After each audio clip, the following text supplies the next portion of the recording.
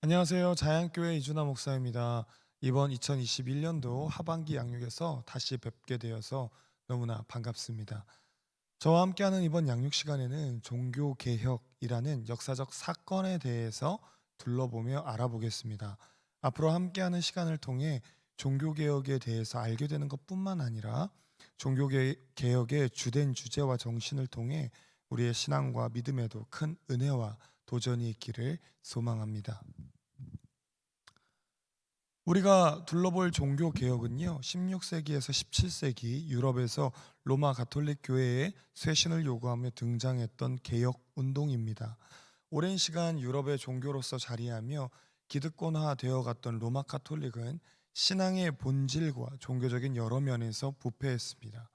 특별히 신앙의 중심이자 핵심인 구원마저 면죄부라는 것을 사면 해결할 수 있다고 하는 어이없고 충격적인 일들이 실제 일어나는 등 최악의 타락한 일들이 벌어졌습니다. 이에 종교의 본질을 회복하며 성결과 성숙을 위한 개혁을 원하는 움직임들이 생겨나기 시작했고, 운동이라는 이름으로 유럽 전역에 걸쳐 광범위하게 나타났습니다. 또한 그런 운동들을 이끌어가는 다양한 인물들이 나타났고, 그들은 각 상황에 맞게 개혁을 전개하였습니다. 그리고 이런 개혁 운동들을 통해서 오늘날의 프로테스탄트라고 불리는 개신교 기독교가 생겨나게 되었습니다. 첫 시간인 오늘은 이런 종교개혁의 역사적 배경에 대해서 함께 둘러보도록 하겠습니다. 종교개혁이 일어나기 전 사회적으로 어떤 전조 현상들이 있었는지, 그리고 그 일들은 어떤 상황으로 치달으며 종교개혁이라는 구체적인 일들로 발전하게 되었는지, 종교개혁의 역사적 배경에 대해서 함께 알아보겠습니다. 당시의 서방교회는요, 타락에 따른 몰락과 아울러 각성의 징표들이 나타나기 시작했습니다. 이러한 징표들의 연속에 따라 16세기 종교개혁이 결과적으로 일어났다 볼 수 있는데요. 종교개혁이라는 대각성 운동으로 인도하는 여러 징표적인 각성 운동에는 공의의 운동, 신비주의 운동, 르네상스 운동, 후기 중세기 스콜라주의 운동 등이 있습니다. 바로 이런 운동들이 종교개혁의 시작점이자 역사적인 배경이 되는 것입니다.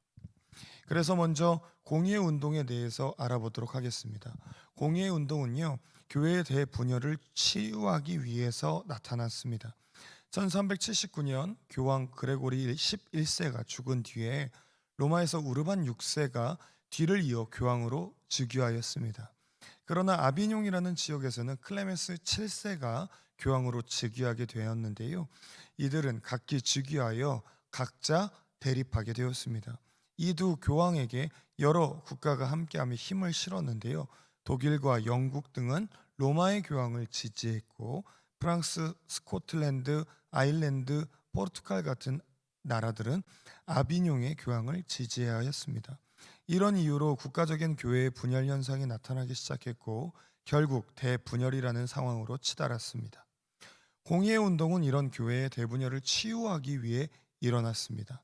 공의의 운동은 교황의 권위보다 더 높은 협의기구 혹은 의결기구를 구성하고자 주장함으로써 교회 갱신에 이바지하려고 하였습니다. 그래서 이 회의는 주로 추기경들과 어느 정도의 세속 군주나 국가 대표들로 구성되었습니다. 피사, 코스탄츠, 바젤에서 열린 공의회가 교황청의 분열을 치유하고 나아가 하나의 교황청을 세우는 일에 성공하는 것처럼 보였으나, 그러나 결국 교회 갱신과 회복에는 실패하게 되었습니다. 왜냐하면 교황을 세운 것이 결과적으로 교황의 독재를 다시 만들었기 때문입니다. 이어서 신비주의 운동에 대해서 알아보도록 하겠습니다. 에카르트와 타울러라는 신학자들, 그리고 독일의 신학은요, 로마 카톨릭의 성직 체제와 칠성례전을 통해서만 은혜를 받아야 하는 것에 대해서 못마땅하게 생각하였습니다. 그래서 개인이 직접 하나님과 만나고 교제하는 길을 찾게 되었습니다. 이를 통해 개인과 하나님의 관계에서 일어나는 영적인 신비에 대한 놀라운 일들을 체험하게 되었고요. 이런 영적 신비를 중심으로 한 신앙 공동체들을 형성해 나가기 시작했습니다. 그래서 공동생활 형제단, 빈데스하임 공동체 같은 신비주의와 경건주의에 입각한 새로운 공동체들이 출현하기 시작하였습니다. 종교개혁자 루터가 그의 생애 초기에 독일 신학의 신비주의의 영향을 받았다고 하는 사실은요, 신비주의 운동도 교회 갱신을 추구하였음을 보여주는 사례가 되기도 합니다.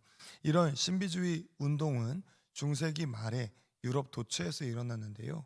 기존의 제도권 교회가 제공하고 있었던 따분하고 지루한 예전으로 은혜의 활력을 일으키지 못하는 것 때문에 더욱 많은 사람들이 이 신비주의 운동에 참여하였고, 이것은 동시에 교회 갱신의 에너지로 작용하게 되었습니다.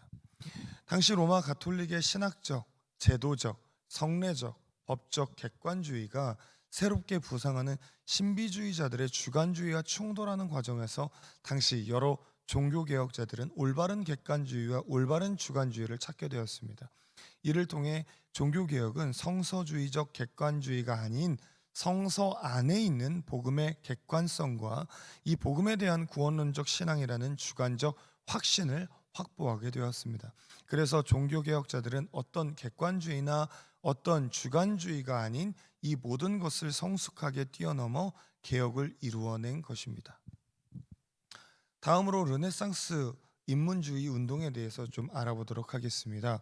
당시 이탈리아에서 일어난 르네상스 인문주의는 성경이 아니라 그리스 로마 문명에서 인간의 존엄성과 탁월성을 찾으려고 하였습니다.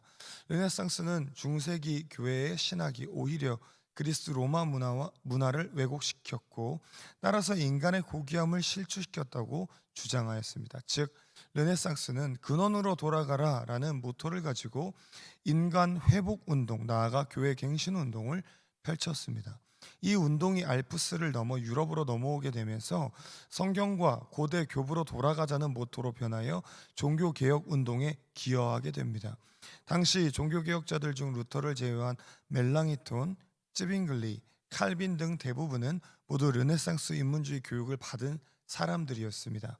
그래서 이들은 교육을 통한 인간 갱신 운동이 르네상스 인문주의라는 것을 잘 알고 있었고, 이것에 동력을 얻어 성경과 고대 교부 시대로 돌아가 갱신하자는 모토를 가지고 르네상스 인문주의 운동을 일으켰던 것입니다. 이로 인해 르네상스 인문주의 운동 또한 종교개혁이라는 엄청난 역사의 배경이 되었습니다.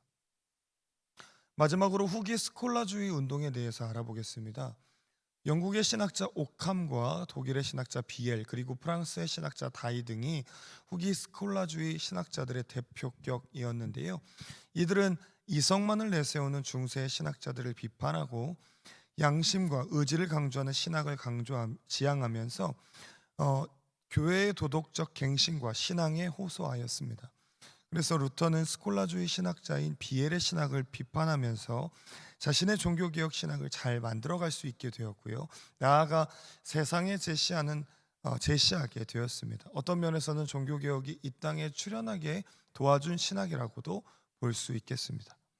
오캄이라는 후기 스콜라주의 신학자는요, 이성과 지식에 난무하는 시대에 성서와 교회 전통과 신앙주의를 호소하였습니다. 그래서 철학적으로만 신학하며 경험과 전통, 신학이라는 것을 경시하던 당시의 많은 사람들에게 성서가 왜 중요한지, 교회의 전통을 왜 답습해야 하며 기억해야 하는지, 그리고 차가운 머리에서 따뜻하고 살아있는 신앙으로 우리가 왜 돌아와야 하는지에 대해 설명하며 성서로, 교회로, 신앙으로 돌아가자 주장하였던 것입니다.